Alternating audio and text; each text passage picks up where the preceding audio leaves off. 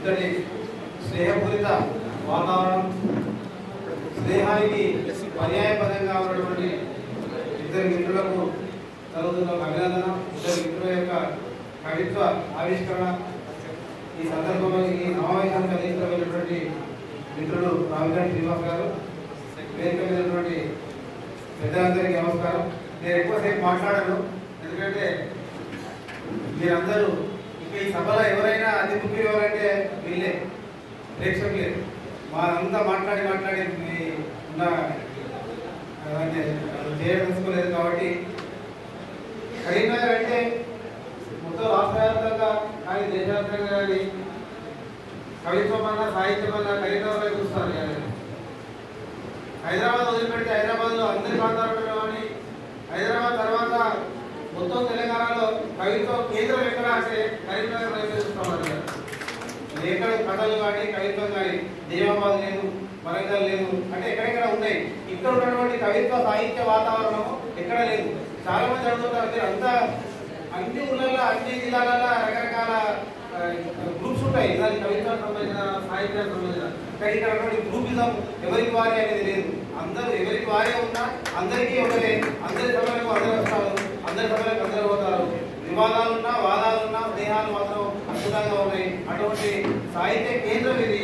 అది ఆ కేంద్రానికి సంబంధించిన బిందువులు ఇద్దరు కరీంనగర్ బ్రదర్స్. కరీంనగర్ అటువంటి సాహిత్య వాతావరణం ఉండడానికి ఉన్నదని చెప్పడానికి సాక్ష్యం ఏంటంటే కరీంనగర్ బ్రదర్స్ గా వెళ్తున్నటువంటి కేఎస్ అనంతాచార్య, మాటెల్లి గోపాల్. కేఎస్ అనంతాచార్య గురించి నేను కొత్తగా మీ అందరికీ వివరించేది లేదు. మాకు చిరకాల మిత్రులు, దాదాపు 30 సంవత్సరాల నుంచి మా మధ్యన స్నేహం తెలిసినంత ఉన్నది. కేఎస్ అయితే నేను కేఎస్ అని పిలుస్తాను. కేఎస్ అంటే కేఎస్ హుస్నాబాద్ వేదిక మీద 1986లో నూతన సాహితీ వేదిక మీద అది నేను నిర్వహించే వేదిక మీద కవిత్వం ఇక్కడి నుంచి కవితలు చెప్పాడు. అప్పటి నుంచి నాకు పరిచయం. ఆ తర్వాత నేను మాటెల్లి గోపాల్, నేను కరీంనగర్ రాకముందు అయితే చాలా పరిచయం. చాలా అద్భుతమైనటువంటి కవిత్వం రాసే శక్తి చాలా గొప్పగా ఉన్నది. అనంతాచార్య యొక్క కవిత్వం అయితే నేను కరోనా పీరియడ్లో చూసిన, చాలా విప్లవాత్మకమైన కవిత్వం చాలా ఉంది. గోపాల్ అయితే కవిత్వం రాయడం కాదు, కవిత్వమే మాట్లాడతాడు, కవిత్వమే చెప్తాడు. ఆ కవిత్వ హృదయాలు రెండు నిజానికి ఈ వ్యాఖ్యానంలో మునిగిపోయినాయి. కానీ వాళ్ళు నిజానికి వ్యాఖ్యానం కన్నా కవిత్వంగా ఎక్కువ మిన్న చేసుకుంటే మాత్రం అద్భుతమైనటువంటి కవిత్వం కవిత్వం నుంచి ఉపయోగించే సందర్భంగా తెలియజేస్తా ఉన్నాను. వారు వ్యాఖ్యానం కవిత్వం కాదు, వ్యాఖ్యానం సిద్ధతరమనే కాదు. ఈ జిల్లాలో ఉన్నటువంటి శ్రీ నారాయణ రెడ్డి కూడా వ్యాఖ్యాతనే. ప్రపంచ తెలుగు మహాసభలు హైదరాబాద్ లో 76 జరిగినప్పుడు సినారే వ్యాఖ్యాతగా ఉన్నాడు. ఇక్కడ ప్రతిభాగ మోహన్ కూడా వ్యాఖ్యాతనే. వ్యాఖ్యాతం అనేది పట్టించే కాదు, కవిత్వం అంటే ఆలోచించుకుంటూ రాసుకుంటూ కొట్టేసుకుంటూ రాస్తాం.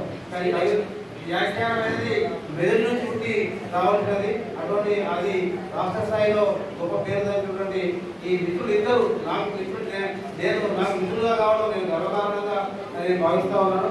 అందుకు ఈ సందర్భంగా వాళ్ళు కొత్త ప్రపంచంలో కొత్త లోకంలోకి వచ్చినట్టుగా అనుకుంటాను. ఎందుకంటే ఉద్యోగం లేదంటే ఉద్యోగం అయిపోయిందంటే కట్టు జరిగిన ప్రపంచం అనిగా నేను భావిస్తా ఉన్నాను.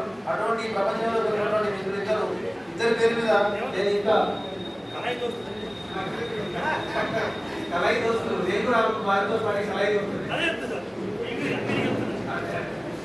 అయితే నేను రాసిన కవిత అప్పుడు రవీంద్ర వినిపించాడు, నేను పూర్తిగా వినిపించి నాకు అర్థమైంది. కొత్త లోకంలోకి బంగారీ పంజరం నుంచి 2 చిలుకల జంట వినీలాకాశంలోకి ఎగిరి విహరిస్తున్నాయి. వన్యల మాటల మాంత్రికతల పక్షులవి,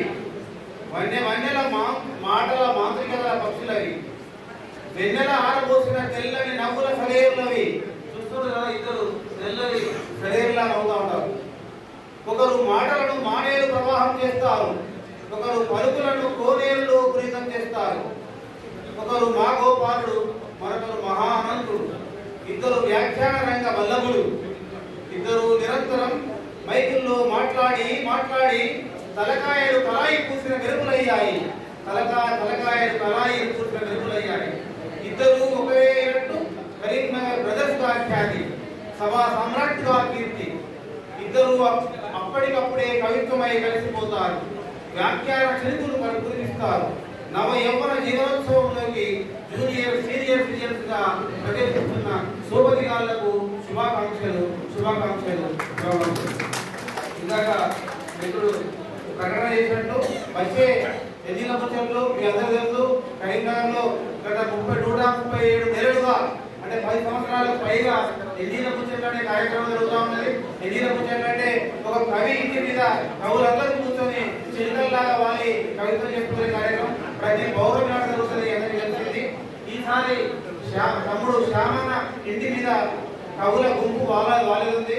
మనమందరం పెద్దపల్లి అడిషనల్ కలెక్టర్ కార్యాలయం ఆవరణలోకి కవులు పోవాలి. కాకపోతే అక్కడ కవిత్వం చెప్పడం కాదు, కథలు రాయడం, ఇక్కడి కథలు కూడా రాయాలనే ఒక కార్యక్రమం చేసుకొని అక్కడ కథల ముచ్చట్లు చెప్పాల్సిన అవసరం ఉందని సందర్భంగా శ్రీధర్ కుమార్ నిర్ణయించారు. ఆ సందర్భంగా వచ్చే నెల 17వ తేదీ కథల ముచ్చట్లు Shyam Prasad Lal additional collector camp office. ఆ రోజు ఇంకో చిన్న పోస్ట్ ఇంకో ముచ్చట ఏంటంటే 60 రోజు నా పుట్టినరోజు.